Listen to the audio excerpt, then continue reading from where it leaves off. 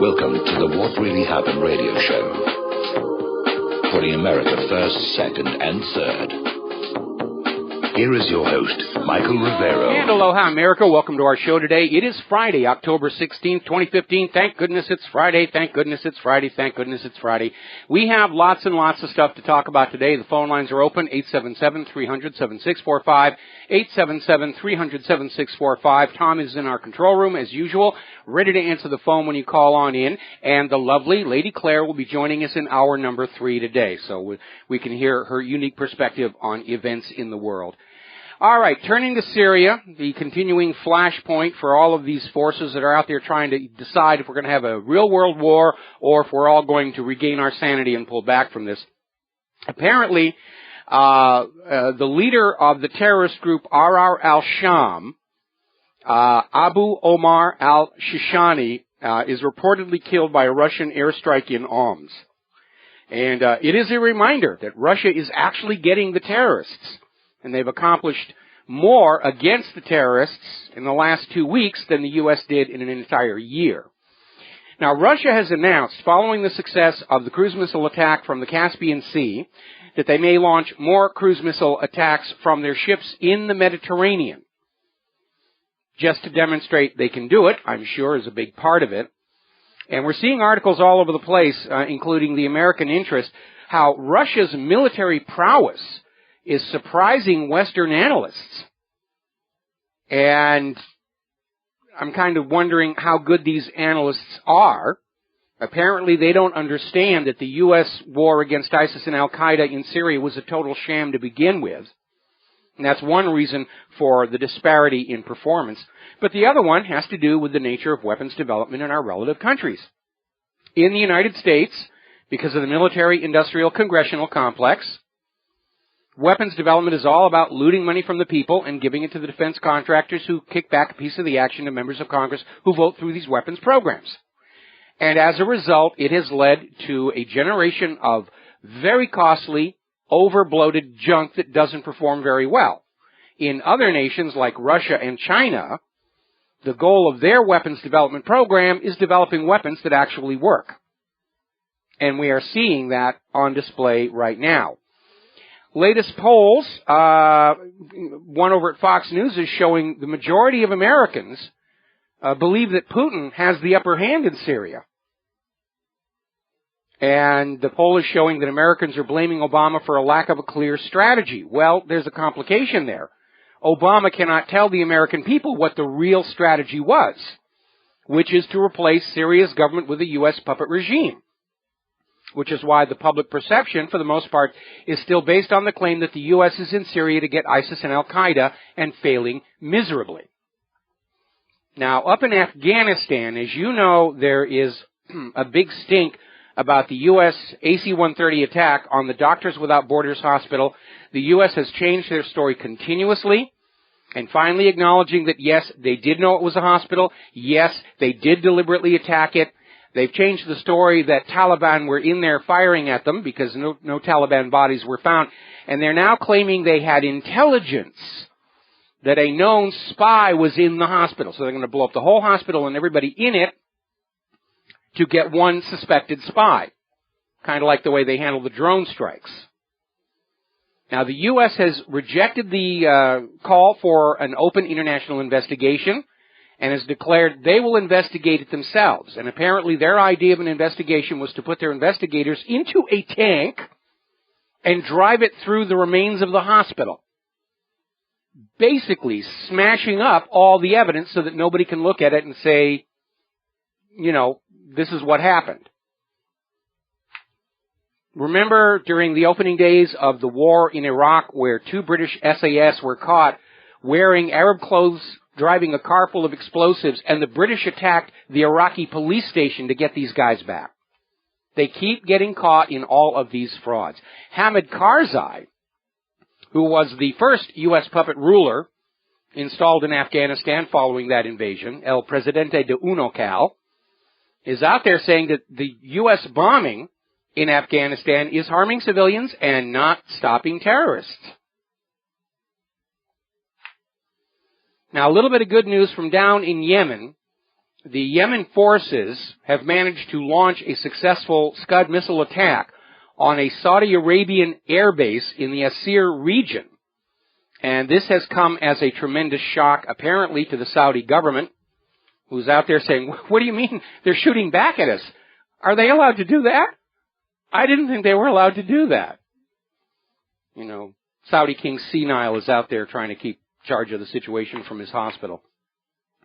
Now, up in Ukraine, some of the Kiev military hardware that is not supposed to be near the disengagement line has been found under disguise, under camouflage, trying to mask it from overhead surveillance aircraft and satellites.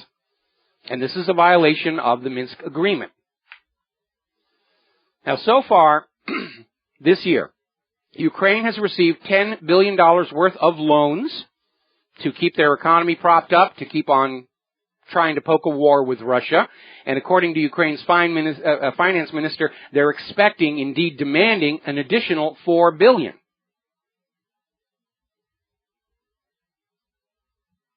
Very different treatment from the poor people down there in Greece. Now then, earlier today there was a big stink being made about how Turkey had shot down a Russian drone over their territory, 2 miles into their airspace. Then they pulled back and said, well, it's a Russian-made drone. And now they've dropped even that because photos of this drone have now gone on the net. And it's just this little tiny camera drone, high-end RC glider. Nobody knows where it comes from. But it's a little tiny dinky thing. They were trying to make a big stink about it. Russia's attacking, Russia's attacking. As you heard on the news break, the situation in Israel and Palestine is getting very intense down there. The spin is on that this is all the fault of the Palestinians, and yes, Israel came in and took their country and destroyed their groves and shot their kids and everything, but really it's the Palestinians who are to blame and must be brought back to the bargaining table. Well, the Palestinians are always willing to go to the bargaining table. The problem is that everything Israel says at the bargaining table turns out to be complete air. And that is really the problem. Now, Haaretz is reporting on how a 13-year-old boy from a refugee camp near Bethlehem was shot and killed by an IDF soldier for no apparent reason, with a sniper. Guy up on a roof just decided he was going to shoot this Palestinian kid. And the Israeli army's only response so far is, it was a mistake. I don't think so. That shooter put the crosshairs on the kid and pulled the trigger. It doesn't sound like a mistake to me, unless he was supposed to be shooting like pregnant women or something. Now, the United States made a comment earlier in the week about the excessive force being used by Israel against the Palestinians, including the relaxation of the rules under which the IDF and the police can simply shoot Palestinians. And so far, 1,300, somewhere close to 1,400 Palestinians have been shot during this. And Israel's propaganda machine, AIPAC, is in full force trying to respin this back, that Israel is always the victims, Israel always the victims, because Israel is helpless. All they've got are tanks and warplanes and nuclear weapons, and those Palestinians are throwing rocks at us. So, of course, they're wrong and we're right. And so great is Israel's control over the U.S. government that the United States State Department was forced to retract John Kerry's statements suggesting that Israel was escalating the violence. And it's an accurate statement. They are. But once again, we see on full display the fact that the U.S. government is, in fact, subverted and controlled by Tel Aviv. And I welcome each and every example of how Israel controls and dominates the U.S. government, because the American people are starting to notice. Remember, the fastest way to bring down a dictatorship is to force it to act like one where everybody can see it. We need to take a break for commercials, and we'll be right back. Aloha, America. Welcome back to our show. Now, Russia's envoy to the United Nations is saying that everybody should be careful that the status of Jerusalem's holy sites not be altered in any way. Now, a big part of what is going on in Israel and Jerusalem goes back to all of these extremist Israeli groups that are saying it's time to tear down the Dome of the Rock and the Al-Aqsa Mosque and build the third temple. This, of course, is very upsetting to Muslims. It would be like somebody coming in and saying it's time to tear down the Vatican and put up a temple to Baal or whatever. That's what's going on with this thing. Now, Israel's government is out there declaring that plans to tear down Al-Aqsa and the Dome of the Rock are just lies by the Palestinians to incite violence. But there are indications that the agenda behind Netanyahu ramping up this violence is to try and build a case for Israel to annex all of East Jerusalem and then ethnically cleanse it. And along with that same time, we know that Israel is talking about annexing the Golan. They're illegally occupying it right now. They've just discovered huge amounts of oil underneath there. Israel doesn't want to give that back. The fact that it's actually Syria's property is completely irrelevant. Israel wants what Israel wants, what Israel wants. And they think it's a force of nature. But everybody's very, very concerned that if Israel goes in and starts destroying religious monuments in Jerusalem, whether Islam or Christian, that it's just going to fan things up, which may be what Israel wants. I am sure that Israel would love to get all of the world's Christians and all of the world's Muslims killing each other off to leave planet Earth for Israel. And finally, interesting little development. Apparently, Israel is now selling their Iron Dome missile system to other countries in the Mideast. They're using the threat of Iran attack, you must buy our missile system. And what's really interesting, you need to remember, okay, you, the American taxpayer, paid for that whole development program. The U.S. took your money, sent it to Israel for them to develop Iron Dome under the excuse of protecting Israel from Hamas. And now Israel is taking this weapon system they developed at your expense and they're selling it around the world, including to people who may not be our friends, because they've done that before. Israel's out there saying that Iron Dome was 90% effective against the incoming rockets from Gaza, which is technically correct, but they were having to shoot like 15, 20 Iron Dome rockets against each single incoming Gaza rocket, mostly because the Gaza rockets just weave all over the place.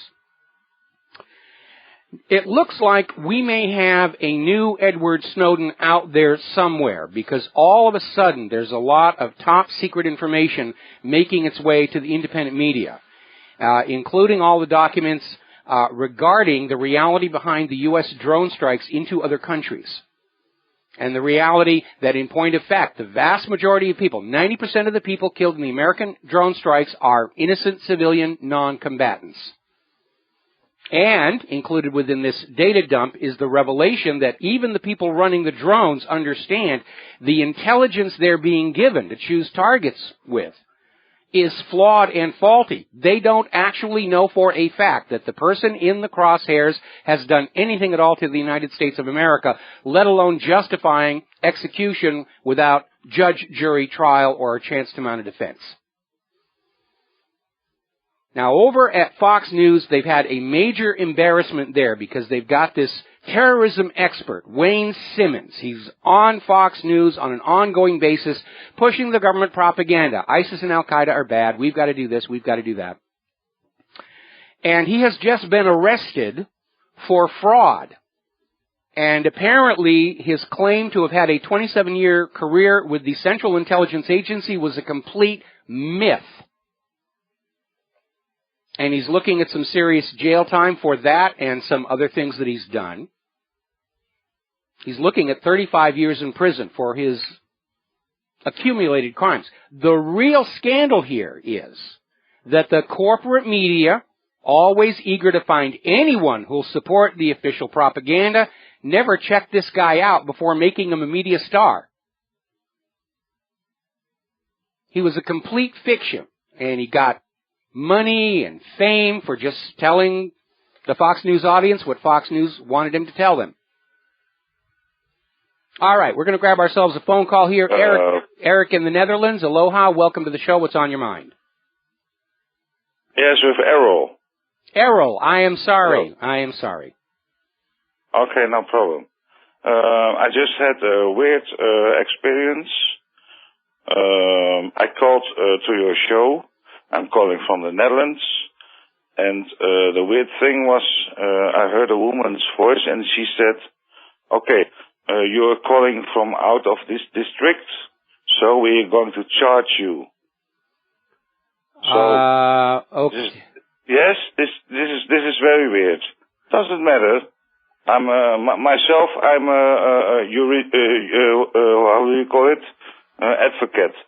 I know how to sue companies and everything. Doesn't matter. Okay. I'm going to research it. Okay. What I want to talk about to you was the Zionists. The Zionists, they have prevailed. Yeah. America, they are institutionalizing everything that we are knowing now today. They are not really Jews, and you are a Jew yourself, you know. Well, in the context, hang on, Errol. In the context of Jewish being a religion, I am not Jewish and never have been. I'm an atheist. On my father's side of the family, I'm descended from Sephardic Jews, but that's like, you know, centuries ago. I know. Okay. Yeah. That has nothing to do with it. It's about that they just want to take something, say, okay, this is ours, and we're going to claim it. Now, what has happened to America? America has been overruled by those institutions. And I just wanted to say to you, I'm very overwhelmed what I just heard with the telephone call, just how I can contact you and how many times I've been disrupted in those times. And that means something. You know what that means? My provider, I'm with an internet provider. They told me the real. I wrote it. The real cyber. The real cyber war has not yet started. I will tell you this. I think in 2016, the real cyber war will begin. I think you're probably right. I'm also preparing for that. Okay, Eric, we got to take a 4-minute break for commercials. If you want to stay on the line, we'll come right back to you as soon as these words from our sponsors are over. Hello, hi, America. Welcome back to the show. And you know, one of the reasons why people have lost trust in the government is because the policy/propaganda is so inconsistent. It contradicts itself. Syria is supposedly killing their own people, therefore we must invade. Ukraine is killing their own people, therefore we must give them money and weapons. Israel is killing their own people, therefore we must give them money and weapons. When the government flips back and forth like that, the American people understand there is no policy. There is simply selling out to the prevailing political interest at the time. We're going to grab ourselves a phone call here. Bernard in Canada, aloha, welcome to the show. What's on your mind? Oh, hi, thank you. Well, I first of all want to say I really know what freedom of speech is when I've heard your program and some others and the way you respect each other. But out here, the silence on the Arthur Topham case, you know, is just staggering. And I'm glad that the local Cornell paper is covering it, you know, because it's that's just as outrageous as what happened to him. But I just want to mention a couple other things. This government is so far off the track. I've been following public affairs in Canada for about 60 years, since the Eisenhower years, and that's when we had good government, both countries. But anyway, David Irving is, of course, a well-known, controversial British author. When he came to Canada after getting a free speech award at the George Orwell dinner, he was arrested, handcuffed, and put in jail. Now, what is his crime? Why is he treated like a criminal? Because in Germany, it's a crime to contradict or deny the official line, the dominant narrative. So he comes to Canada and he's unwanted, he's criminal. Other people have been harassed. Even David Jones was harassed, and it wasn't because of his criticism of Israel, because he, as an activist, wanted to cover this little secret meeting of politicians and bankers and that, including the Rockefellers, right? Yes. And then the chief correspondent for the CBC, you know, he's sitting in at this secret meeting, and David Rockefeller brags that there's a gentleman agreement among the journalists will not reveal anything going on. For years they denied these meetings ever happened, you know, and because he said they seem to know that we'll be much better governed by international bankers and their advisors than by sovereign governments. So anyway. Yeah, that's been an attitude from the money junkies for quite a long time, but what they mean by govern better means made more profitable. And that's right. Yeah, that's the problem with that one. And there's a lot of secrecy out there right now. Apparently, there is a provision in both the Trans-Pacific Partnership and the Transatlantic Trade and Investment Partnership that the actual details of the treaties will be kept secret from the people for 5 years. For 5 years, we'll be told we have to do this because of the TPP, but you can't read it. That's right. Well, Shelley Ann Clark has an amazing story, another censored story about what the real free trade agreement was about and how they met in secret during the night. She couldn't tell her husband. It cost her her marriage. But the other thing was the British member of Parliament, I think his name is Galway, he would be freely admitted into your country. But this Jason Kenney, who's I think an insidious part of this thing, along with Harper, they had to go to court and have a big case before they finally budged and let him in, just because he's apparently a criticism of the policy of Israel in Palestine. That's a cardinal sin. But this is much worse, and to make a matter of criminal hate speech or whatever to speak against trade embargo in Israel, that flies in the face of all our progressive ideals. You're going back a long time in this country. So well, it flies in the face of the Charter of Liberties and the Bill of Rights, because the whole reason to guarantee the right to freedom of speech is to reserve to the people the right to criticize the government without fear of reprisal, and by extension any other government. And we have this ludicrous idea of the Canadian government and the U.S. government saying that you are perfectly free to criticize us, but don't you dare criticize our masters Israel. And it's becoming very obvious to everybody.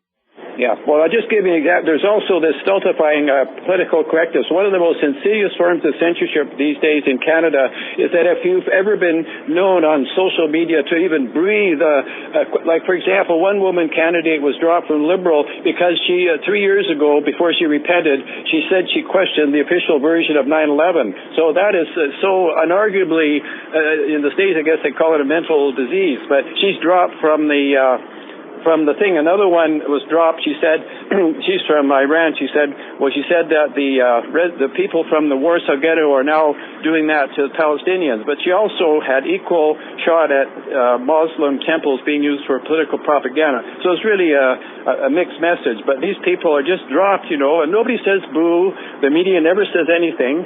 But I think the media is the biggest problem, and what you're doing is doing something about it. So, well, that's why the audience on the corporate media is in decline, and why the independent media is doing as well as it's doing in terms of listenership and readership.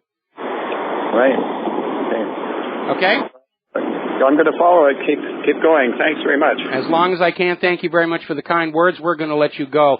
Let's talk about the economy a little bit, because the indications are not good at all. Now, yes, they got the American stock market slightly into the green for their traditional Friday happy ending.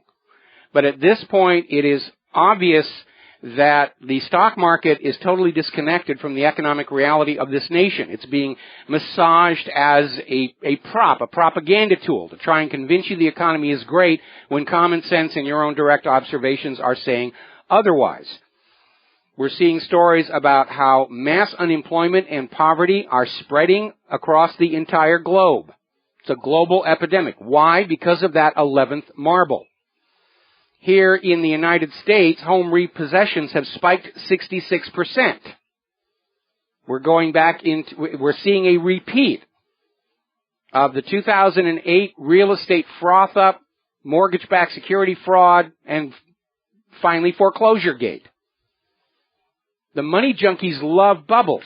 They love blowing bubbles, and they bail out at the top of the bubble, and when it pops, all the people below them pay the price for it. You can get much richer with bubbles than you can actually making a product that people want to buy. And that's why Wall Street loves them. Walmart's worst stock crash in 27 years is another sign the economy is starting to fall apart. We have retailers announcing that they're closing stores just as we're heading into the Christmas shopping season. And that tells you how close to the edge of collapse they are. Because normally they depend on that Christmas shopping season for much of their year's profitability. And most retailers will try and hang on through the Christmas shopping season to get into January in the white sales before they decide what they have to let go. We're talking about retailers who don't have the resources to make it through the Christmas shopping season, may not even have the money to buy the inventory, and that's why they're closing. Now, getting on down to politics and to CNN, the Clinton News Network, apparently, as you know, following the Democratic debate, CNN and the rest of the corporate media declared Hillary the unquestioned winner. This was totally contradicted by polls, focus groups all over the web, including CNN's own online poll. And observers noticed that almost immediately CNN took that poll down. Sanders had 75% of the votes, and CNN takes the poll down, replaces it with a pro-Hillary puff piece, and people started reporting that comments that they had put on CNN articles about the debate that were pro-Bernie Sanders are being deleted. Reminder there. Now, interesting story coming out of Op-Ed News. DNC revealed as undemocratic, top-down authoritarian election rigging fiefdom run by Hillary insiders, and they're particularly taking to task Debbie Wasserman Schultz, who's out there calling all the shots on who's allowed to debate, where the debates are going to happen. Nobody's allowed to go to a debate she does not sanction. Total dictatorial control. And there's an interesting video we linked to WhatReallyHappened.com where somebody asks Debbie Wasserman Schultz, were your children human beings before they were born? And it's very instructive to see how Schultz bobs and weaves and just tries to avoid the question any way she can. You should watch that video and learn about the people who are in charge of the U.S. political parties. We'll be right back. Aloha, America. Welcome back to our show. We're going to go right to the phones here and talk to Damien in New York. Aloha. Welcome to the show. What's on your mind? Hey, Mike. How you doing? Great job. Great week, as always. Great to listen to the show. Did you hear the recent piece that Anderson Cooper on, I think it was on 360, where he tried to really slam Bernie Sanders for this whole VA thing. And they're just trying to hit him however they can to puff Hillary. And it cracks me up because I cannot believe how much they're lying about it. First, he lied during the debate. He said, Sanders, you've been involved in the VA for the past 8 years as veterans died waiting for health care. And first of all, he was there from 2013 to 2015. The reason why he threw that 8-year number out was because in 2007 was when the articles came out in the Washington Post regarding all the scandal at the Walter Reed Army Medical Center. The neglect, but that was going back, the reports went back to 2004. So the articles just came out in 2007, so he's really trying to dance around this. And the fact that he left, he didn't say anything about, in this entire piece, he didn't say anything about the things that Bernie Sanders did and how he met GOP opposition. What he said was that Sanders got letters from the GOP, and he showed letters supposedly in May that he got, May of 2014, but yet saying that the GOP was blaming Sanders for not acting on veterans' benefits and veterans' behalf. And meanwhile, Bernie Sanders put a bill out that the GOP slammed down in February of 2014. So why would they be writing him letters saying he's not doing anything when his bill was slammed in Congress? And then the Republicans said things like, soldiers won't want their benefits expanded because it's going to add to the national debt, and the soldiers wouldn't want that. And okay, well, let me halt you right here. First of all, we know how nonsensical that second part is.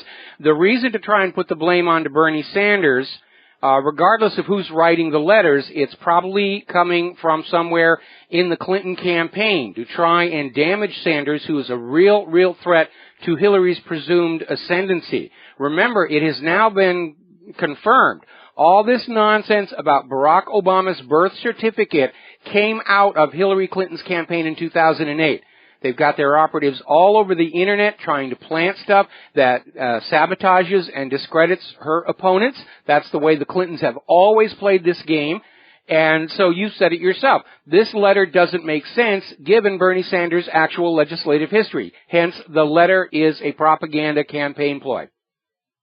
I can't believe how they're able to get away with this kind of stuff. I don't understand how even during a debate, how can you accuse a sitting, everybody's name says former before them, except for one man, and he's the only one up there. How can you accuse somebody of something so completely false on national TV like that, if you claim to be a reporter for such a prestigious organization and everything, I don't understand how that's even legal. I just don't understand. It is legal. It is legal.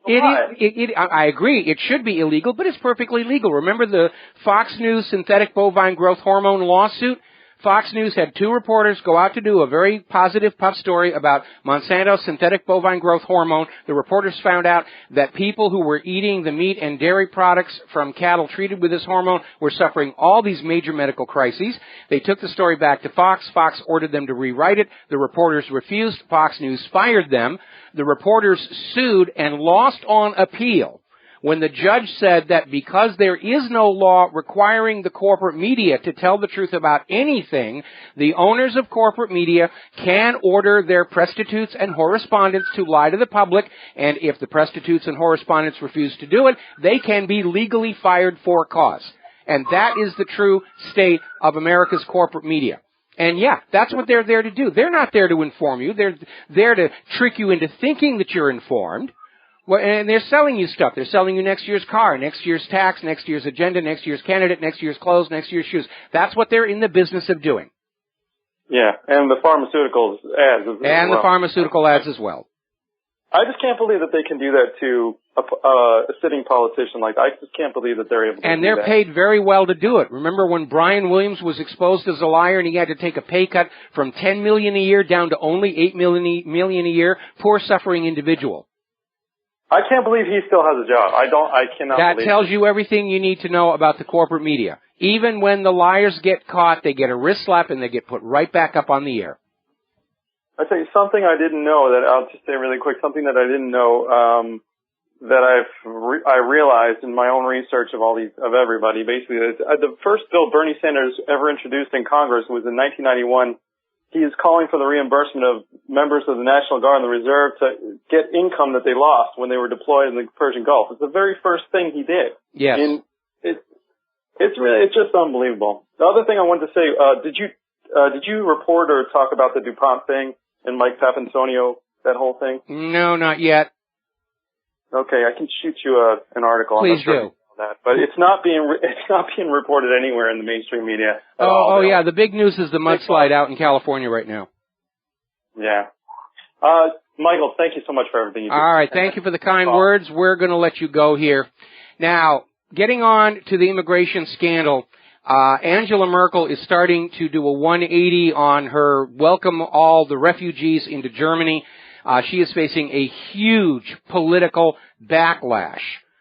It is very clear that she is likely not to win re-election coming out of this mess. There's open talk of impeachment. There's open talk of she should be hanged. And huge amount of anger, and Merkel is now saying, okay, maybe we should send the refugees back to Turkey, which is a presumed safe zone. And what's going on here very simply is this attempt. Remember, earlier in the week, we quoted a UN official as saying, national borders are an illusion that must be disposed of. That's the agenda. They're trying to blend the world's population into one mess. They want to take the whites and blacks and reds and yellows and oranges and peach, taupe, and mauve and put them in a giant blender and whip them up into puree and pour it all over the globe and say, we don't need borders. It's one population, one global central bank, and aren't we all happy about this? And this attempt to blend the world population by having these migrations across borders in Europe and here in the United States to make it easier to drop the borders has backfired badly. It's triggering a surge in nationalistic feelings in every country that has suffered this open border policy.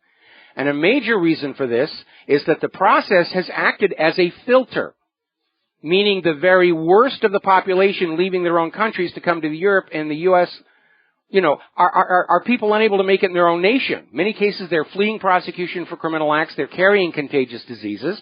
Now we're coming to understand, because of videos that are appearing on YouTube, these people who've been lured into this long, long migration were being told by somebody that when they got to these countries they were headed to, they were going to get loads of free stuff. They were going to get cell phones and cars and homes and stuff. And the fact that these promises are not being kept, were never intended to be kept, is just adding to the friction and hostility between the immigrants and the indigenous population. And in many cases, these countries being targeted for these influx of immigrants, they're not in good economic shape. Good case here in the United States of America. We don't have enough jobs for the legal American citizens. We have 94 million Americans willing and able to work who can't find a job.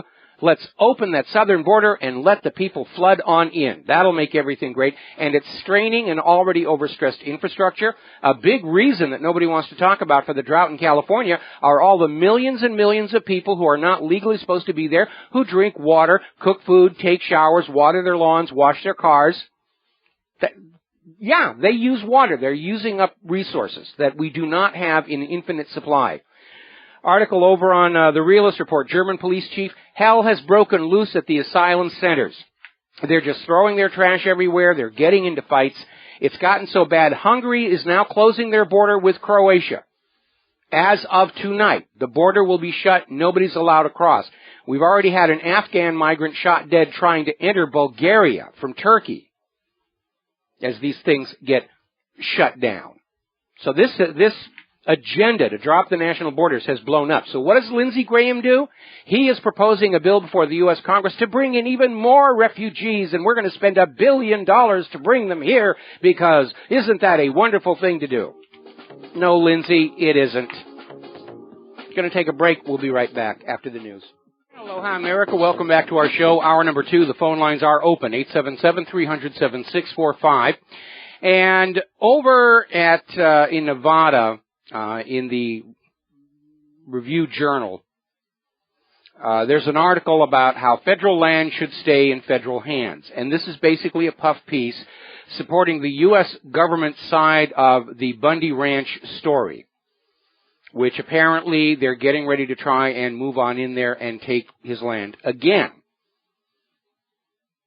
And the author of the piece is basically out there with the de facto opinion that the U.S. government owns everything and has the right to do whatever they want with it. Well, that's not exactly true. Because in the Constitution, there's a part called the Enclave Clause, which limits ownership of land by the federal government to land underneath federal buildings and federally built facilities such as military bases, harbors, airports, and so forth. Now, the federal government may care for the public lands as a service to the American people, but they do not own them. And they cannot treat those public lands as if they own them. Now, the framers of the Constitution included this clause because of historical abuses by earlier rulers of solving their economic problems by saying, well, I'm just going to take all this land here and sell it off to somebody. And the framers of the Constitution wanted to avoid that. Did not want to give the federal government the authority to simply confiscate land and sell it off or pledge it as collateral. Now, that is exactly what the U.S. government has been doing ever since Richard Nixon ended gold convertibility of the U.S. dollar. Started confiscating huge amounts of land under the guise of environmentalism, locking it away from the American public, who are the owners of that land, and pledging it and the mineral resources inside as collateral on further government borrowing. And now it's roughly 25% of the entire landmass of the continental United States is pledged as collateral one way or the other. Bundy is right. The government is wrong.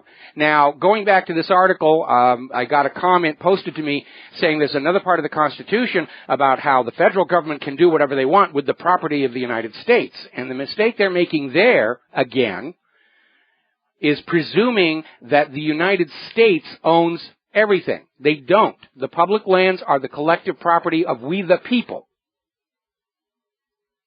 And the government is not supposed to act as the owner there. Okay. And let me send a little message to my lady love here. There we go. All right, now then, moving on here. When the Congress looked into the CIA's torture scandal, as you know, much of that report is redacted. In particular, all of the different sites around the world, the secret torture dungeons the CIA was maintaining. And the Senate Intelligence Committee used a color-based code name Site blue, site plaid, site whatever. However, the UK-based Bureau of Investigative Journalism and the Rendition Project, using public records, airline travel, statements from people who were tortured in those torture centers, have pieced together what these code names actually mean. And the CIA had torture centers all over the world. We know about the ones at Abu Ghraib and Bagram and certainly Guantanamo Bay. Diego Garcia, apparently they had one in Thailand. It's a huge, long list of all these places that the CIA would take Iraqis and torture them to death to find nuclear weapons, which we now know never existed, for all you Franz Kafka fans out there. Another story coming out of EmpireSlayer.org. Apparently a 1950s U.S. military instructional film has been declassified. There's always a time limit on all of these, and nobody thought it was important to go back and get an extension or reclassify it. And this instructional film, not for public use, for the military, was teaching how to carry out acts of terror using biological and chemical weapons. This is what the U.S. government was teaching our military back in the 1950s. How to carry out acts of terror. Okay, let me send that. Now, we're still seeing the fallout, if you will, from the Dutch investigation report into the crash of Malaysian Airlines Flight 17. Everybody's tearing it apart. Everybody is tearing it apart. And let's see, John Helmer, autopsy of MH17 crash in the Dutch report, basically confirms one of the criticisms with the Dutch report. It started out with a desired conclusion and cherry-picked the evidence to try and support that. Now, the Dutch investigation would have been well advised to listen to the manufacturers of the Buk missile. And by the way, Russia declassified a lot of secret information about that air defense system and provided it to the Dutch investigation, who ignored it. But basically, the Buk manufacturer conducted their own tests. They took one of their missiles, they took an aircraft fuselage, they put the missile where the Dutch said they thought it had detonated, and they set it off, and they got a distinctive butterfly-shaped hole in the fuselage from the shrapnel. It's a very distinct pattern caused by the design of the warhead. That pattern is not visible on the remains of Flight 17. There's hard proof that the Dutch report is completely wrong. Even Donald Trump is saying he's not convinced about this. Paul Craig Roberts came out and didn't pull any punches. Only an idiot would believe the Dutch report. Now, earlier in the week, there was a very strange incident. They were calling it a glitch, but apparently the customs computer system crashed. And these are the computers at the airports that read your passport, make sure you're on, whether or not you're on the no-fly list, and it caused huge lines and delays, and for a time opened up a window where people could be coming into the United States of America who are on that list and were able to just walk through. All right, I see we have a caller on the line. We're going to go to George in Texas. Aloha, welcome to the show. What's on your mind? Well, it's been a long time, Mike. Yes, it has. But, you know, the thing is, I hate to say this, but you got some patriot broadcasters that sitting there spreading the fear-mongering because, U.S. government and the globalists are moving fast to try to do this takeover. Yes. You know, I just see it more as an act of desperation because the way I see it, looking over the landscape, people are pretty PO'd and they are not going to take it anymore. They definitely are. You know, something I advise everybody to do is just go on out and talk to ordinary people around you. And I do that a lot here on the island of Hawaii. Now, because we don't have an on-air affiliate here, I enjoy a certain degree of anonymity. Nobody knows what I'm really doing. They don't know about the radio show. And so I get to talk to people just as plain people. And I've discovered that while most people don't have a clear understanding of what's really going on or why we're in this mess, there's definitely an almost universal feeling, even among the military, that the U.S. is wrong to be intruding into all these countries. And so even if they don't understand the causes, they're looking at what's going on, and they're seeing that the United States is behaving badly. And for the U.S. to be attempting to escalate a global war when the population is most assuredly not supportive of it, that's a very, very dangerous thing to be doing. Well, another thing, a little off topic, but, somebody I know that works for the government in Russia, I ain't going to mention names, but the thing is, the government workers have not been, their salary's been withheld. They found out the head of this department found out to be connected to one of George Soros's foundations, trying to withhold pay from the government workers, hoping to try to collapse the government. I'm not surprised at all. I'm not surprised at all. They're all pushing for this one world government, and it looks like they have stumbled. We got to take a break for commercials. Thank you for the phone call, George, and we'll be right back. Aloha, America. Welcome back to the show, and I'm still getting comments, flack if you will, on this article about how federal land should stay in federal hands, and I'm pointing out the enclave clause, and pointing out that we, the people, own the public lands, the government doesn't. And I got a comment here saying, well, how can the federal government possibly manage the lands unless it owns them? And my response to that is, if you hire a gardener to mow your lawn, does the gardener then own the lawn? Of course not. We, the people, own the lawn. The government is the gardener.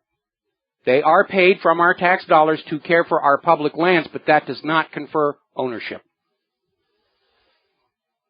All righty, let's see, getting on. This is really kind of absurd. These two police officers were in an altercation with a criminal, and they got shot.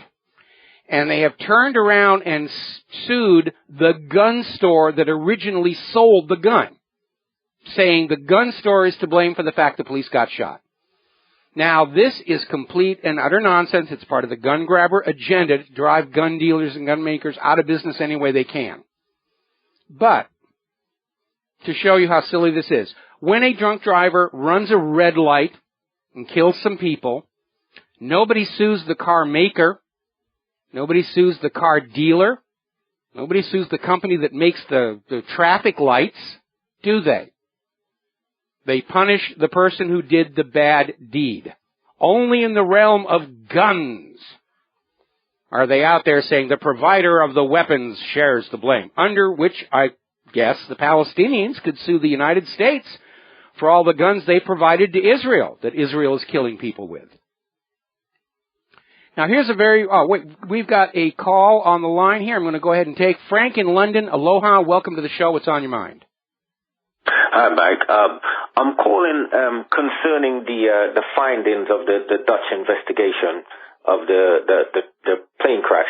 Now, I've never done any formal investigative work, but common sense tell me, how can they ignore the manufacturers of the book? How can they ignore any information or advice they may have to offer, unless the investigation was geared for just finding one particular party guilty? That's exactly what it was. Having an unbiased. That's exactly what it was. You know, it's like when the 9/11 committee was having their investigation, there were huge numbers of people who were simply not allowed to testify about what was going on and what they saw because it contradicted the official myth. Wow. And the other thing is, with regards to the confiscation of guns, I don't know if you can recall this. Maybe about 11 years ago, an incident happened here in Britain where some guys they burgled this house, and they were stealing some antiques, some very it was very precious stuff. And the owner saw them and he shot them. I think he shot one of them. And they came all the way from Nottingham to Bristol. That's a long way distance to go to steal. And he was jailed for it. He was in prison for about 10 years. A lot of even criminals were saying that he was not supposed to be there. This was so ridiculous that I don't know what they wanted the guy to do. What do you want him to do? What they want him to do? Offer them a cup of tea until the police comes? Yeah, that's the attitude. That's the attitude we get here in the United States. You don't need a gun, just dial 911 and we'll come over there. And the average wait time for a 911 call in the United States is somewhere between 19 and 20 minutes. And Right. and that's the reality. I mean, the police rarely, if ever, thwart a crime in progress.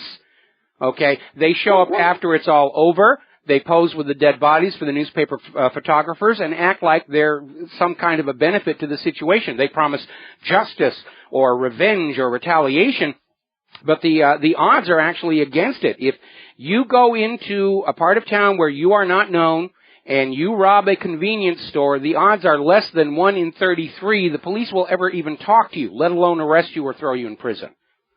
I mean... Well, I've seen that. Because I used to be a store detective. I've done many works. I've stopped people robbing picking people's pocket on the street, which I really didn't like. And there was no police in sight. And I'm talking about Britain. There was no police in sight. Sometimes we end up in physical, exchange with these guys, and police may turn up like half an hour later or something.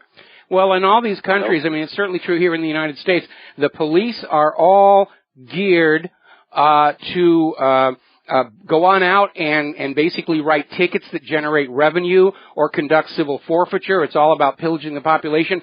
They're simply too busy looting the people to actually deal with real crimes they can't make money off of, like, rape or robbery or burglary. And we had this situation we lived through here about 3 years ago, where we had drug dealing in both of our neighboring units. And ultimately, the police never did anything about it. We were told that they tried, but couldn't succeed. And finally, thankfully, the people left, and we've got brand new neighbors who are really much nicer. But it is. And it's all about grabbing the guns under any excuse, any pretext, because all of these governments that have gone down the path of dictatorship, whether it's Canada or the United States or Great Britain, they understand there will be a point at which the population is going to turn against them, and the only way they can hang on to their power and wealth then is for the population to be totally disarmed and helpless. The reason we have the Second Amendment in the Bill of Rights is to give the government a reason to not cross that line, is what it comes down to. Well, thanks, Mike. And just to let you know that in Britain here, we are incrementally becoming a fascist dictatorship because we finding people for anything now. That's why we have all these drinking establishments on one spot. If you go anywhere in Britain, they have all the drinking establishments on one spot, so a whole load of drunk people comes out, converge, get into fights, and they get an £80 fine. Easy money. Yeah, it is out of control here. All right, well, listen, thank you very much for the phone call. We're going to let you go, and we're almost to a commercial break here. Kind of an interesting little story here. Apparently, over in the high-rise Marriott Hotel in San Francisco, a 26-year-old Department of Homeland Security terrorism expert jumped off the building, committed suicide. And this was right after a hotel maid was reported as missing, and they found her in this man's room, raped and nearly strangled to death. This is the kind of people the Department of Homeland Security seems to think make good employees. Alrighty. We're going to take a break for commercials, and we'll be right back. Aloha, America. Welcome back to the show. And for those of you watching on BAM User, this little gizmo I'm holding is a sextant, which is a navigational device by which, combined with an accurate clock, you can find where you are on the planet within, a couple of miles. Now, the U.S. Navy stopped teaching celestial navigation back in 1998 because GPS was so cool, made the whole thing redundant. They're bringing it back. Naval cadets are going to be, once again, learning how to use sextants and accurate chronometers to find where they are on the Earth. And basically, the reason being given is computer hacking, which if you're in the middle of the ocean wouldn't be an issue. And I think this may have been a response to what happened to the USS Donald Cook, which had all of its electronics shut down by a single Russian electronic warfare aircraft up in the Black Sea.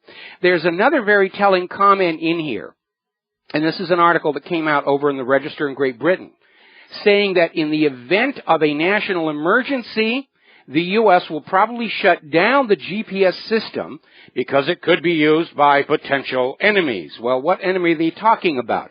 They can't be talking about the Russians because the Russians have their own satellite navigation system.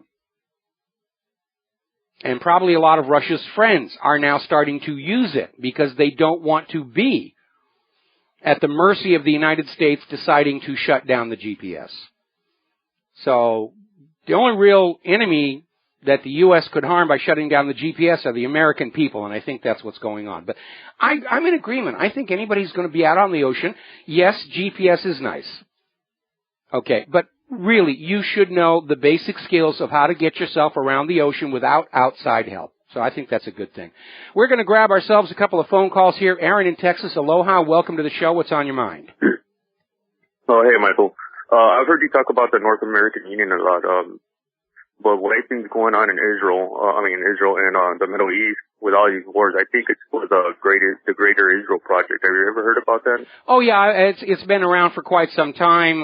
Israel's aim is to have the Israel as described in the Bible from the Nile to the Euphrates, and a big motive for Israel to be supporting ISIS and Al-Qaeda in Syria was that when the government in Damascus was replaced, Israel's part of the deal was they would get to grab off the Golan Heights and claim it as their permanent possession, which they certainly want to do that because of the oil they just discovered under there.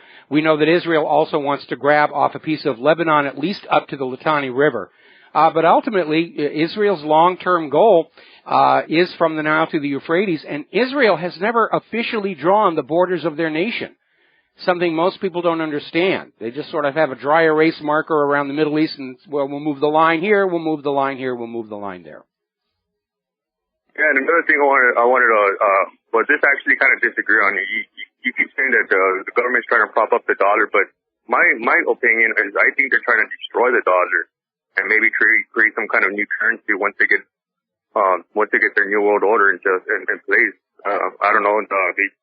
What do you think about that? Well, first of all, you need to understand we're not dealing with a monolithic entity that's calling all the shots on the planet. You're dealing with competing agendas.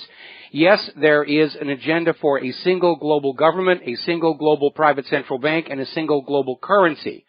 That's one agenda. But until that is being dealt with, certainly from the U.S. financial center's point of view, they want the dollar to remain the global trade and banking currency because they're making interest off of that.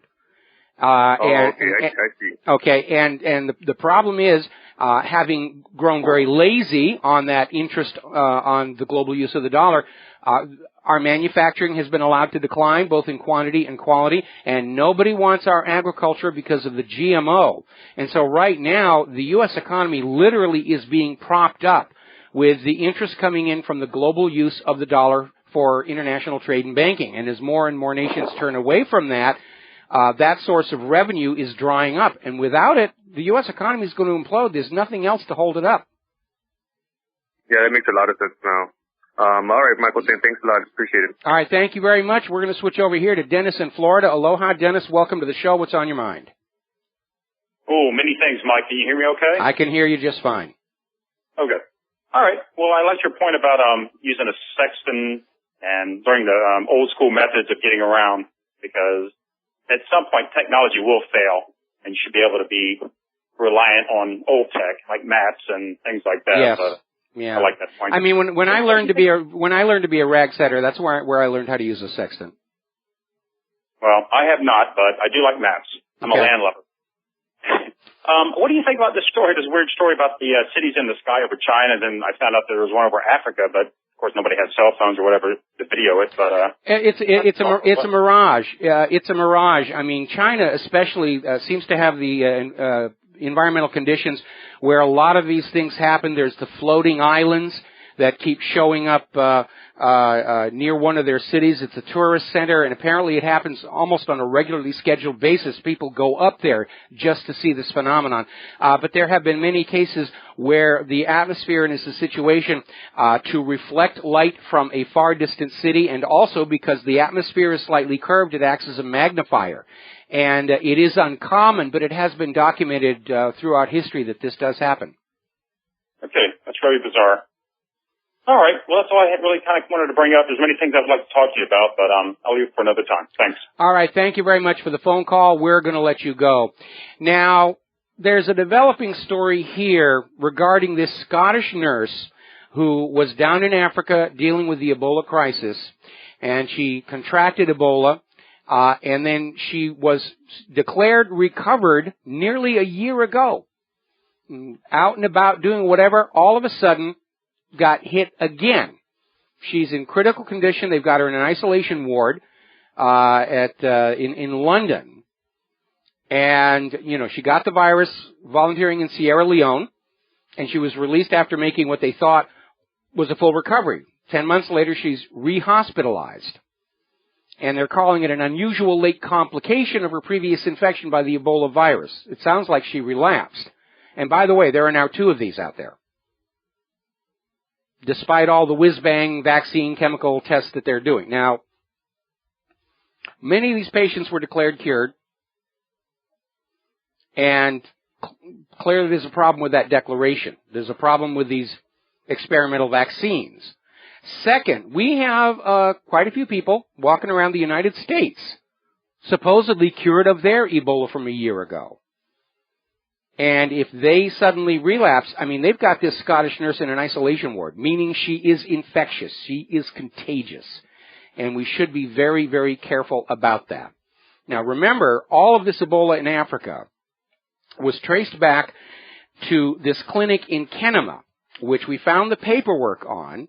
They were hired to conduct field trials of an experimental vaccine against a weaponized Ebola. And like so many other situations, the vaccine seems to have caused the disease. We'll be talking more about that a little bit later in the show, but right now we're going to take Mark in North Carolina. Aloha, welcome to the show. What's on your mind? Yeah, how you doing, Mike? Doing fine. Mike, you know, you were talking before about Bernie and the debate there, and everybody thought he had won it. Well, you know, I was watching, I think it was O'Reilly yesterday, and he's claiming, you know, he's sure Hillary won the debate, and I was watching something earlier today, I think it was on Fox News, Hillary won, and they're saying that the polls have changed in New Hampshire in her favor. It seems to me like the mainstream media as a whole, that includes Fox News, don't kid yourself, just another sign of call, they want Hillary versus Jeb Bush. It's all, they're basically selling out. They've been given their marching orders. Mark, I gotta let you go. We gotta take a break for commercials, and we'll be right back. Aloha, America. Welcome back to our show. Now, for those of you who spend a lot of time on the internet, which is most of you, you're probably aware that there is this new problem out there called malvertising, which is where online crime and planting of malware has become big business, and the cyber criminals or government agencies are able to set up front companies that look like they're legitimate businesses selling legitimate products and services, and they will pay to put ads on various websites, which turn out to plant malware, off of which they're making their real money. And it has been a problem for the independent media for quite some time. Well, it's not just the independent media. The Daily Mail in Britain got hit with one of those. Accepted an ad contract from what looked like a legitimate business and served malware to their 156 million visitors. Funny how the NSA can't seem to find these cyber criminals, isn't it? It's almost like they're not even looking. So let's talk about human-caused global warming. As you know, everybody is ramping up for this big climate conference, a celebration of the human global warming thingy, carbonistas, that's going to be taking place in Paris in November, and I hope they get hit with a blizzard. Leading up to it, a gentleman named Freeman Dyson. You've probably heard the name before. This is a well-known, well-respected physicist. And he basically, in a foreword, to a newly published report by the Global Warming Policy Foundation. Dyson went on out there and said, Dyson's lifelong Democrat, huge supporter of Barack Obama, but he came out and he said, Obama is on the wrong side of this. Carbon dioxide is not a toxic poison. It is necessary for life, and the benefits of increasing carbon dioxide outweigh the negative impact, which nobody has actually been able to document yet, because carbon dioxide has increased slightly, microscopically, over the last 18 years. Earth's temperature has overall gone down. And for somebody with the reputation of Freeman Dyson to come on out, that's major. This is not somebody that they can say, oh, he's just a kook, he's a wacko. This is major respected person. Now, real world. 2 recent snowfalls back-to-back in Alaska both set records for these days of the years. Winter is coming slightly early and very heavy. The season's first snow hits Michigan. Now, when I was a kid in New Hampshire, we never had snow on the ground for Halloween. It was a 50-50 if we would have snow on the ground for Thanksgiving. You know, the big deal was, will we have a white Christmas? They even made a movie about that. Are we going to get snow in time for Christmas? And now we have snow coming down in the middle of October. And I think we know the corporate media is going to downplay all of the reports of snow and ice because they've been giving their marching orders. So we have to keep our eye out and report on it ourselves. We're already seeing all these stories out there saying, well, even if you have snow and ice where you are, you should trust all these scientists paid by the government and by Al Gore that overall the world is roasting and it's your fault. Current estimates of the amount of Roundup pesticides, glyphosate sprayed on U.S. farmland over the last 20 years since its introduction, 2.6 billion, with a B, pounds of this onto the plants, into the soil, into the water runoff, into the rivers, ponds, lakes. It is now admitted to be a carcinogen. Monsanto apparently knew that it actually had negative impacts on human health and just decided you didn't need to know that. Italy and Austria have just joined the growing list of countries that are banning GMO. It's a global trend. Here in the U.S., they don't want you to know. You will eat your GMO and you will like it. Sieg Heil. The CDC has named 271 new vaccinations. And by golly, at some point they're going to be mandated. They're going to be sticking so many needles in you, you're going to look like a porcupine. They're going to pump so much chemicals in you, you're going to swell up, look like one of those giant balloons in the Macy's parade here. Now in California, the compulsory adult vaccination bill, 792, has been signed into law. Jerry Brown just signed that. This is not the one about the school children. This is about adults living in California will be required to get a whole slew of vaccinations that may or may not work. Now, do you remember back in 2011 there was a measles outbreak in New York City? And of course, immediately the vaccine maker said, you've got to get your vaccine, you've got to get vaccinated, there's a measles outbreak, we have no idea where it came from. Well, they found out. According to a study conducted by the New York City Department of Health and Mental Hygiene, the Westchester County Department of Health, and the CDC, they identified patient 0 in the 2011 measles outbreak in New York as a woman who had just been given the measles vaccine. Now, the CDC has admitted when you are vaccinated for an illness, you become contagious for that illness to the people around you. That's a complete reversal from the old wisdom that once that needle was in your arm, you will not get the disease. You couldn't possibly give it to anybody else. And now they're finding out, yeah, haven't you noticed every time there's a measles or a mumps outbreak, it's taking place in people who've been vaccinated. The Vaccine Injury Court has admitted to over 100 people killed by the measles vaccine. And the CDC reports only one death from measles in the last 10 years, and that too was a woman who had just been given the vaccine.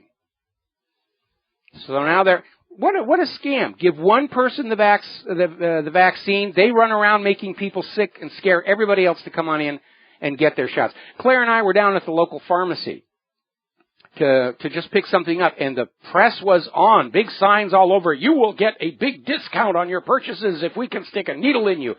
Everybody in the store we talked to, would you like a flu shot today? I said, no. I said, I remember 1976 when the flu vaccine killed 50 times as many people as the flu did. And I got a blank stare in return. They don't teach these people anything. Just the sales pitch. You got to have a flu shot. You want this needle in your arm. Really? I'm going to bat my eyes at you until you let me stick a needle in you. Batting of eyes doesn't work on me because I'm happily married.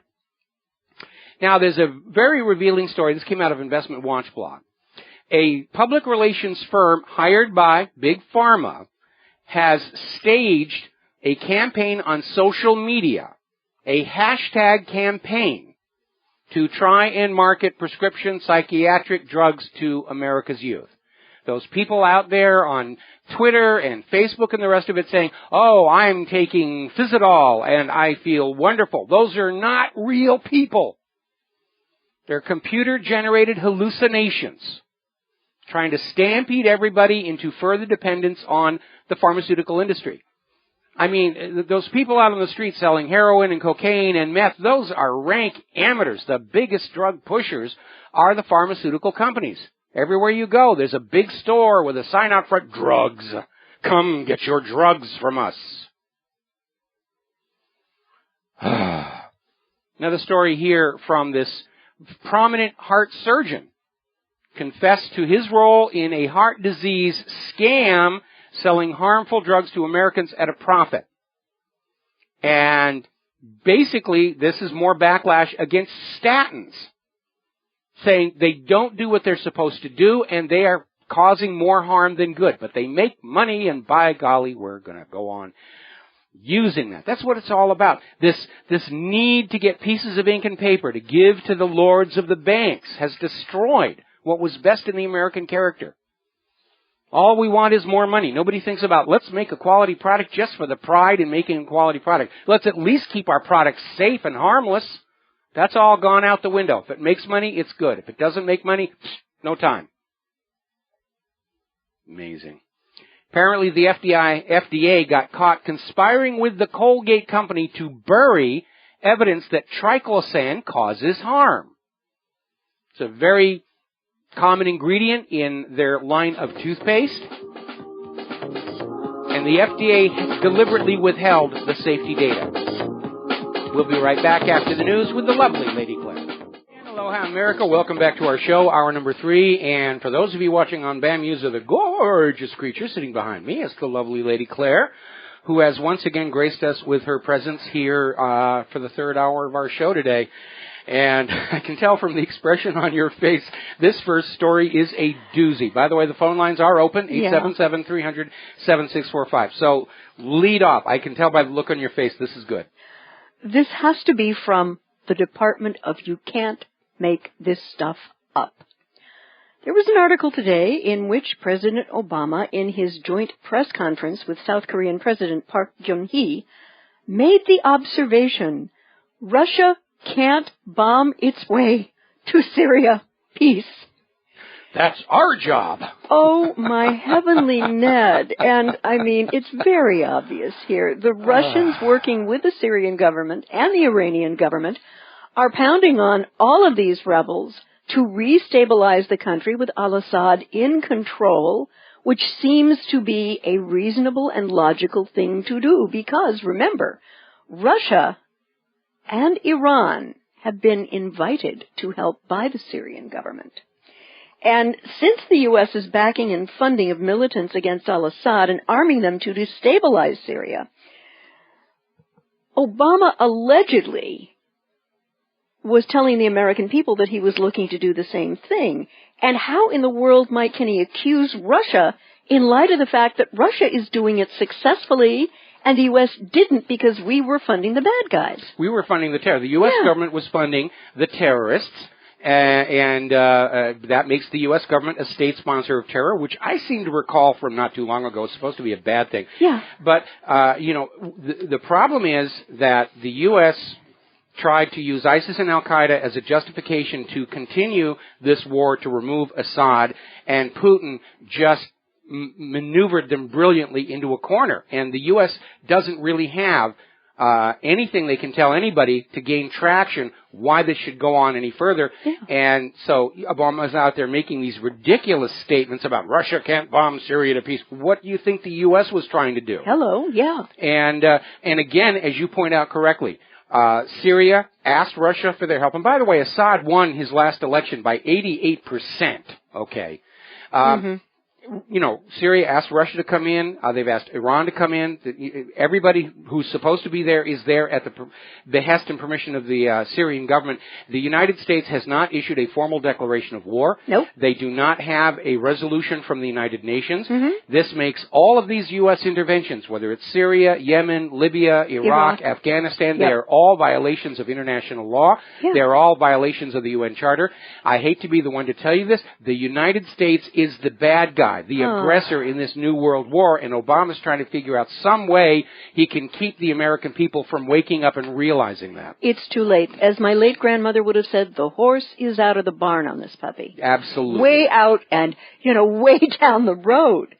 And what seems to have happened is that Putin, with his actions in the Russian military, have called Obama on his lies. And I think a lot of people in the U.S.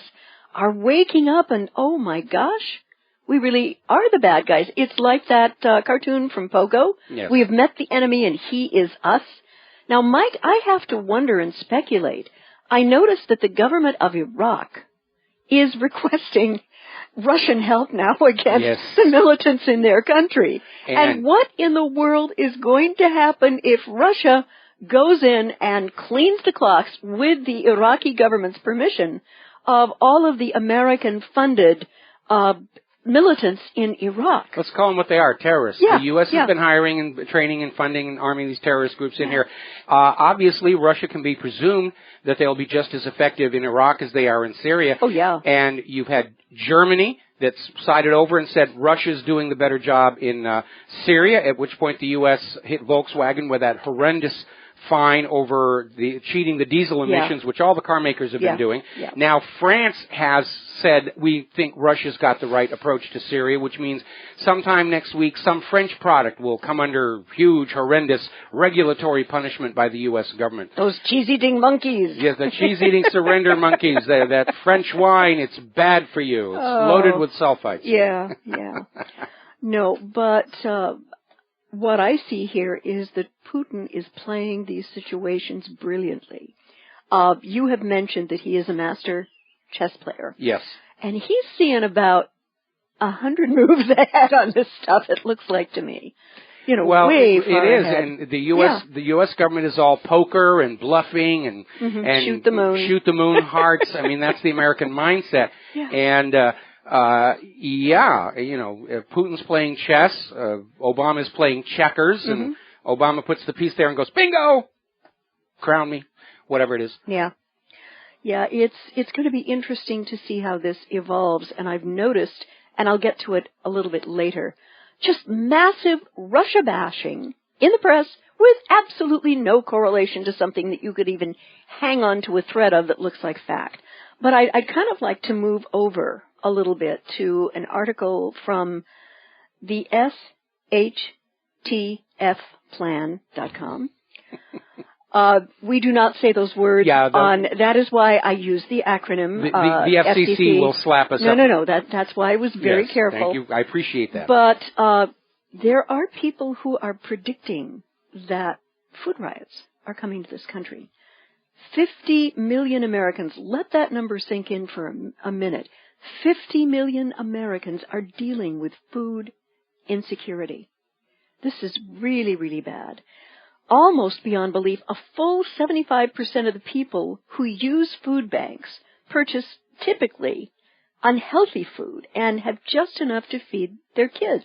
Well, if you are on food stamps or on public assistance, you can't get the gourmet tofu. You can't get the nice sprouted stuff. You can't get the organic grown, non-GMO stuff. You have to fill tummies, and especially if your kids are in a growth spurt, and all of you out there who've been parents, you know what that's like. I mean, these kids look like they're eating constantly. And the price of food continues to quickly outpace the paychecks of most middle-class families. And most of you who do eat meat will understand this. The average price for ground beef just hit a brand new high of $5.88 per pound. Boy, when I was a kid, you could buy the entire cow for that. Yeah. And yes, yeah. I'm old. I admit it, I'm old.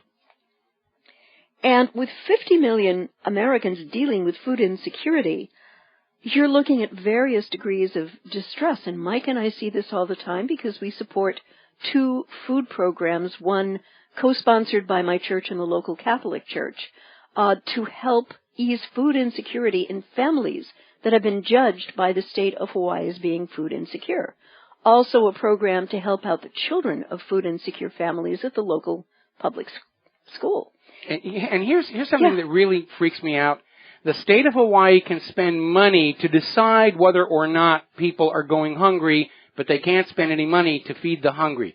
I think there's something very revealing about the political mindset when you look at that. And they can build a huge light rail, the light rail to nowhere, because heaven only knows once all the pollution and congestion is cleared up, exactly how many people will be able to use that system.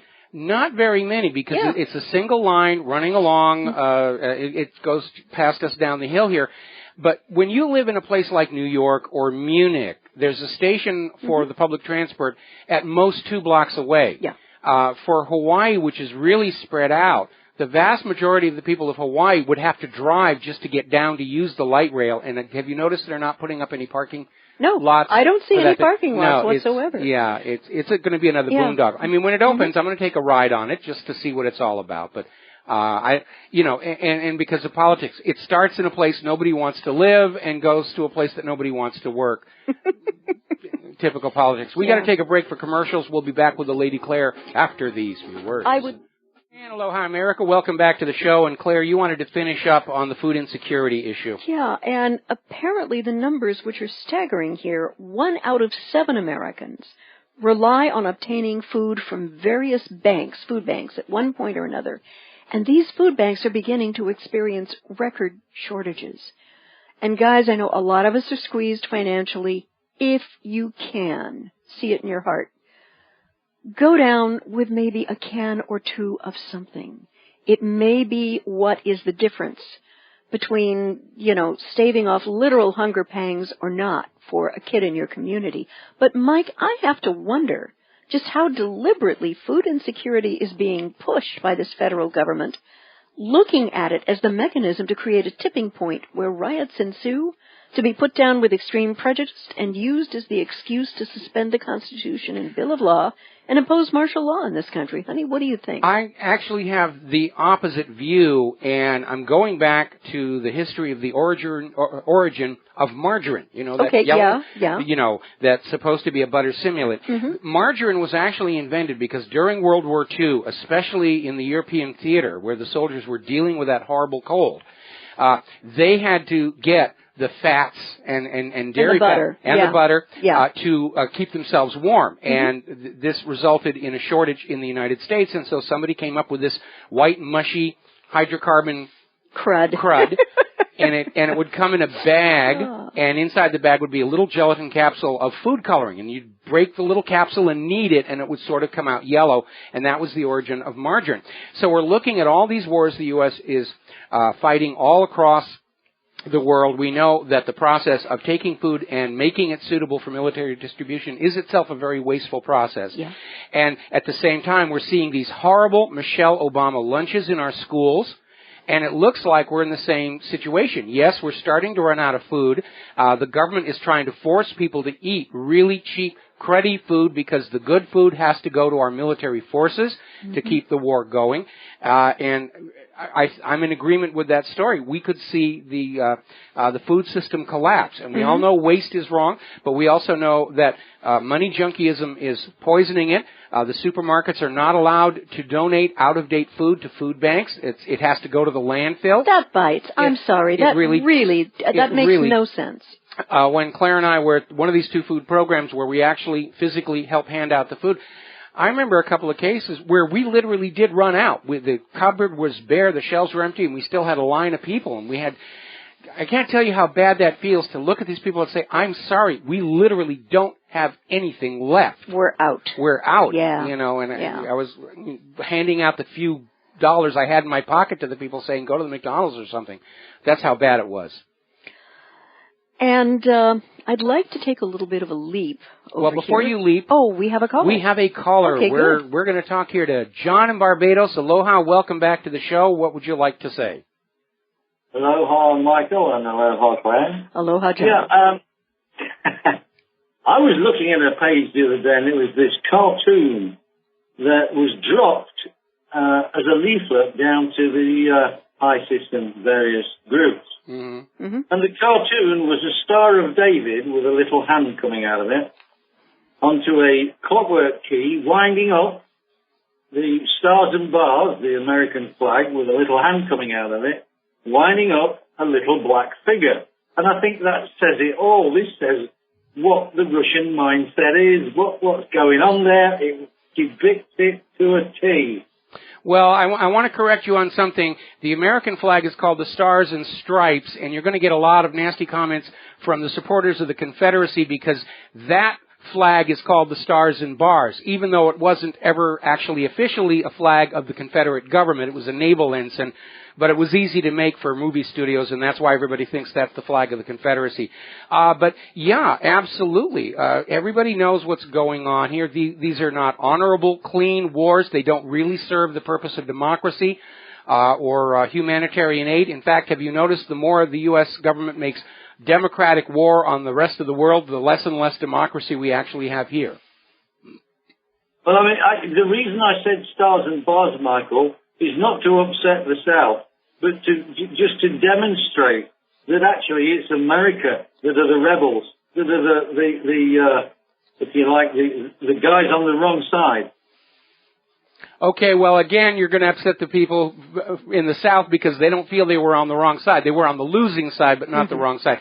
Let's pull it back here to the present, however, because there is absolutely no question that this Project for the New American Century, I mean, they stated as a policy, the U.S. is the world's only remaining superpower. Let's act like it and go on out and conquer the rest of the world, and that is exactly what they're trying to do. The American people are not comfortable with that. We sacrificed much blood and treasure to stop other countries from going out and conquering the world. And I think most Americans are not very comfortable with the idea of the U.S. trying to conquer and enslave the entire world. It makes us all look bad. It makes a mockery out of the founding principles of this nation and the moral authority we used to enjoy. And John, there's another point, too. Wars are never fought for the reasons, quote unquote, that Americans in the world are given. And as a lady who's just turned 66 this last year, I've seen a lot of pain and a lot of horrific deaths that shouldn't have happened. And I have to ask myself, John, were these wars about, quote unquote, protecting America, protecting the American way of life? And ultimately, I have to come to a very uncomfortable and painful conclusion. Most of these wars are ultimately fought for private corporate profit. They absolutely are. Every soldier John, let me make a comment here. Okay? Yeah. Every serving military person in every modern war has no clue the real reason they are risking life and limb on the battlefield. I absolutely agree with that. Yeah, and I want, in the next president, please, Lord, because I am a believer, from my mouth to your ears, I would love to see a veteran who understands about war, the horrendousness of war, how to avoid it, but also knows what business needs to run effectively and accurately. That would be my prayer. Have you ever noticed that U.S. presidents who actually served in war turned out to be the most anti-war presidents in history? Eisenhower being a very, very good example of that. Oh, yeah. Well, I'm looking at what's happening right now, and I think this intervention by Russia into this Syrian conflict has actually really pointed out that America is supplying the terrorists, is arming the terrorists. No question about that. John, we're going to have to let you go. We've got to take a break for commercials. Thank you very much for the phone call. We'll be right back. Back to the show, and by the way, Claire wrote this particular piece of bump music, and you had something else you wanted to talk about. Yes, and I think it dovetails very nicely with our last conversation with John from Barbados. And it was out of antiwar.com, an outlet that I believe to be pretty darn trustworthy. But it talked about the way, Metza, he says with his hands. But it talked about the way that the U.S. military seems to be targeting Africa. And apparently we have had since 9/11 a lot of locations and cooperative security locations and forward operating operations. Burkina Faso, Cameroon, Central African Republic, Gabon, Ghana, Kenya, Mali, Senegal, South Sudan, and Uganda. And apparently, Congress has struck agreements with other countries in Africa, Botswana, Namibia, Sao Tome and Principe, Sierra Leone, Tunisia, and Zambia. And apparently the U.S. military has struck 29 agreements to use international airports in Africa as refueling stations. And these locations are only some of the nodes in the growing network of outposts, facilitating an increasing number of missions by the, wait for it, 5,000 to 8,000 U.S. troops and civilian who annually operate in Africa.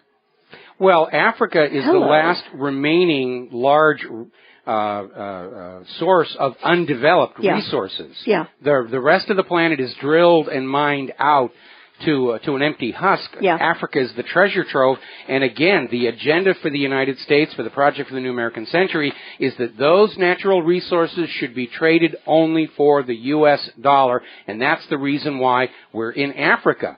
And Obama just sent troops into Cameroon, supposedly to oppose Boko Haram, which is the original Nigerian scam, because Boko Haram is no more real than Al-Qaeda or ISIS. Yeah. And the proof of that is they followed the ISIS model. They appear out of nowhere. They do some spectacular videos. We're doing these horrible things. Come and get us. And then the U.S. basically goes in. Remember where there was this big story where Boko Haram had kidnapped all of these poor innocent girls, and it was headline news for something like 3 weeks until it came out the girls had been returned home as soon as they stopped shooting the video. They said, we're done, go home, let them go. Yeah. And you have to think about it analytically and wonder, with all of the money being spent and such need and want here in the United States, schools are crumbling, infrastructure's crumbling. Hello, Mr. President, Congress, everybody else, Pentagon, we need to put that money right here, right now, and invest it back in America so that our infrastructure is no longer crumbling. I mean, to me, this is an absolute crime, but also it's a proof that these operations are basically for private, corporate money. They absolutely are, because, spending the Americans' tax dollars on the Americans does not make good fiscal sense to Wall Street and Washington, D.C., because it doesn't guarantee U.S. hegemonic domination over the world's economy for the next 100 years. Going on out and conquering any nation that refuses to play by the U.S. rules, that generates that power and control. That's the reason the U.S. went into Iraq. In 2002, Iraq started selling their oil for the euros. 1 year later, George Bush goes, they've got nuclear weapons of mass destruction. We invade Iraq, lynch Saddam Hussein. Iraq's oil is back on the world market only for the U.S. dollar. Right. Same thing in Libya. Yeah. Gaddafi sets up his own state bank, a value-based currency, the gold dinar, and then he tells the world that Libya's oil is for sale, but only for the gold dinar. Go into Libya, kill Gaddafi, get rid of the state bank, the gold for the golden hour, nobody knows where that went, and Libya's oil is back on the world market only for the U.S. dollar. That's the repeating pattern that tells you the real agenda. Yeah. I'd like to bop over to the U.S., and this struck me as a very interesting story, again from antiwar.com. Police in North Carolina may declare parts of the Charlotte metropolitan area off limits to people who have been arrested for crimes, the Charlotte Observer reported this week. The Charlotte-Mecklenburg Police Department says it is considering whether to propose an ordinance that would create public safety zones in which anyone arrested for a crime would be banned for returning to the zone in a year. This is going to work about as well as the gun-free zone. Oh, my Lord. Now, let me get this straight. People who were not convicted for crimes but arrested for crimes could be prevented from entering a public safety zone in Charlotte? Apparently, in this thinking, if one can call it that, by the police department, it appears that the Charlotte police have decided that Code Napoleon law is a lot easier than the Constitution and Bill of Rights. Yes. And in Code Napoleon law, the accused was considered guilty before being proven innocent, which is the absolute opposite of American jurisprudence. You know, these public safety zones are going to turn out to be ghost towns. Yeah. Because, a significant number of Americans are arrested for something at some point in their life, unpaid traffic tickets, things like that. We live in a nation with so many laws, it's impossible to live your life without being in violation of some statute for which you can be arrested or ticketed. And again, that's another hallmark of an oppressive society. Mm-hmm. But what are they going to do? Spend all this tax money to be scanning everybody's face or having somebody out there checking IDs and going into a computer to see if you've been arrested before? What if you were arrested for jaywalking? Why is that going to be an issue why you can't go into this part of town? Yeah. I mean, it's ridiculous. It's silly. And I'd sort of like to bop back now to Russia. And this comes out of Huffington Post. And Ariana Huffington, you got some splaining to do about this article. At the very top of the website, Russian hackers of Dow Jones said to have sought trading tips. A group of Russian hackers infiltrated the servers of Dow Jones and Company, owner of the Wall Street Journal and several other news publications, and stole information to trade on before it became public, according to 4 people familiar with the matter. It's another Russia bash. And again, whether they're talking about, it's Chinese hackers, it's Russia hackers and everything, the reality is the NSA is unable to find the people out there pushing Viagra ads into your mailboxes, the authors of the ransomware. Anybody engaged in cybercrime compromises long chains of machines to obfuscate where they're coming from. And the fact that a particular attack comes from a server in China or a server in Russia does not, in fact, mean the attackers are Chinese or Russian. No, they may have been hijacked. They have been hijacked. That nobody is dumb enough to actually launch a cyber attack from their own computer. They're using intermediary machines. And that's a reality of life. And anybody who understands computer crime and computer security knows it's a reality. They're just hoping you're dumb enough to believe this story. The Russians are coming for your data. And, it's very obvious HuffPo was carrying the government's water on this. They have always. And they've made it painfully obvious because if the facts in the story were true, they would source, quote unquote, the 4 people familiar with the matter. And, HuffPost continues to undermine its own credibility with stories like this. I mean, dive, epic fail. Well, it's not like Huffington Post really had a sterling reputation up until this point. Right now, here's what's going on. The United States has lost the propaganda initiative in Syria, and they're literally thrashing around trying to find some way they can get Americans to go back to thinking Russia is bad and the U.S. is good. And they're not finding anything they can gain any traction on. And the more they just try all these things, it's like the old Maxwell Smart series. Would you believe? We've got, and the guy, no, I don't believe. Well, would you believe this? Would you believe that? How about this? And the more they do that, the more obvious it becomes. It is just propaganda. We need to take a break for commercials. We're going to close the phone lines for the rest of the show, and we will be right back. America, welcome back to our show on this last segment of our Kaahumanu Friday program. And Claire, you had something else you wanted to share with us. Yes. It's all I can think of is Gomer Pyle saying, "Surprise, surprise." Google, the NSA, and DHS are creating a global DNA database. And guess who they're using? According to The Verge, Ancestry.com is seeking permission from the FDA to create a national DNA database. Ancestry.com claims they'll use your DNA to assess your family's risk for disease. Now, is it going to shock you, and I don't think it's going to shock this audience, to know that Google, NSA, and DHS are using front companies to create a global DNA database? And this is something being said by Ken Chahane, Executive VP and Head of DNA and Health. On the heels of our Ancestry Health launch and our 1 million genotyped customers milestone for Ancestry DNA, we are excited to announce this collaboration with Calico to research and develop life-changing solutions. Well, the problem I have with all of this is that the government of Israel funded research to find ways to fake DNA evidence. They don't need your DNA, they just need the data representation of it, and they came up with a system to synthesize a smear of something which, planted at the scene of a crime, would lead the police to your DNA record. Okay, and because of that, I think this is all complete.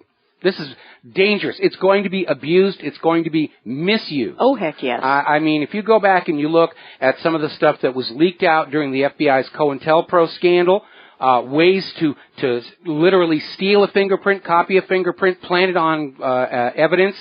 Every time they come up with another system to collect data and track citizens, it is immediately corrupted to allow innocent people to be framed for crimes others have committed. Yeah, and I know that some time ago I was thinking about taking advantage of the service because I've had some undiscovered ancestry come up.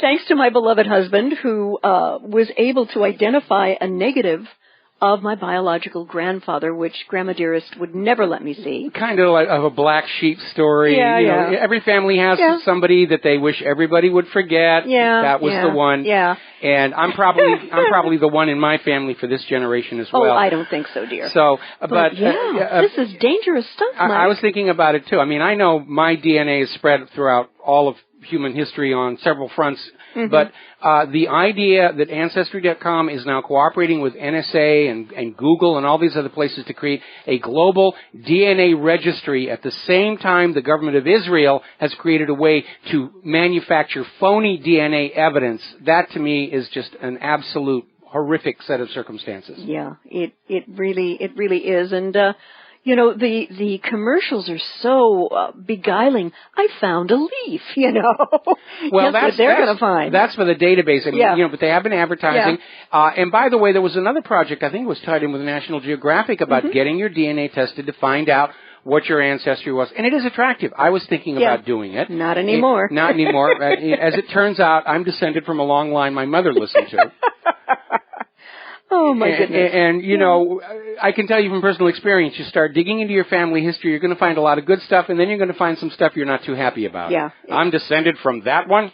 Well, my dad used to say, every time you go into your family history, you're going to find a cattle rustler. Yes. And I don't know what that meant because Dad was first-generation American pretty much on both sides of his family. Well, I hate to tell you this, they rustle cattle in other countries. I know. It's a hanging offense around these parts. And I'd like to end with another story about cops gone wild in a school environment that really caught my eye.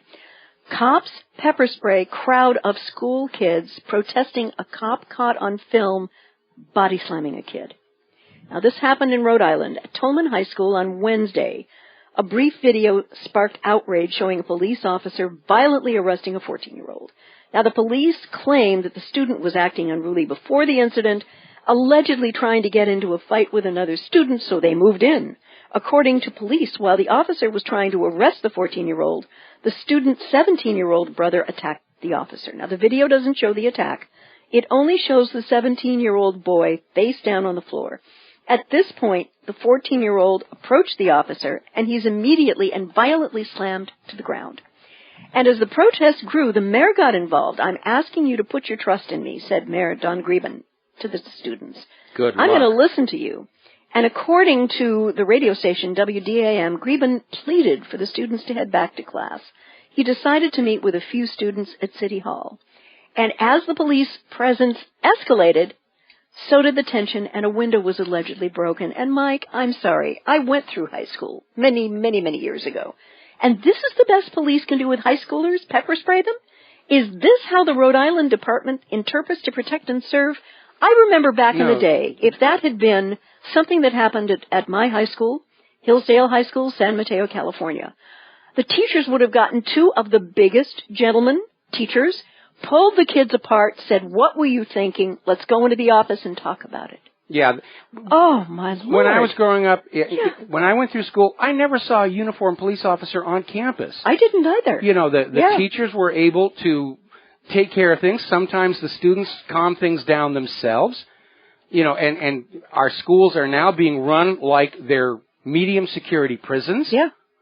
You know, that's... Yeah. And I would strongly urge that every single parent of every single school kid at that high school withdraw their kids immediately, take the entire school down by completely eliminating the tax base. Homeschooling is legal in that state. Not for long, I'll bet. This behavior from the Rhode Island police, because they felt they were, quote-unquote, being threatened by a couple of, come on, guys, they're kids. The hormones were going, the aggressiveness went, and it just takes a couple of responsible adults to pull them back. Just a sec. We've all seen police today. Yeah. They're wearing body armor, they have weapons, they have helmets, they have all this stuff, and they don't think they can handle a high schooler with I mean, come all on. of that hardware. Yeah. I mean, yeah. And there's no need, you know. I remember I have a family member who used to be an elementary school teacher in one of the roughest areas of L.A., which is Compton. And what they did when the kids started to fight, they pulled them apart. And if they were using physical aggression, they would say, sit down and talk to this other person with your words about why you did this. And they were able to cut down on the confrontation. Kids were more communicative with each other and their teachers. It was like a miracle school. And a lot of people went in from other school districts around the world because, and around the nation, because they had a way of reaching those kids, even if the kids' families were struggling in some way. Well, let's take one step back and ask the question, you know, why are school kids becoming so violent that the police are necessary?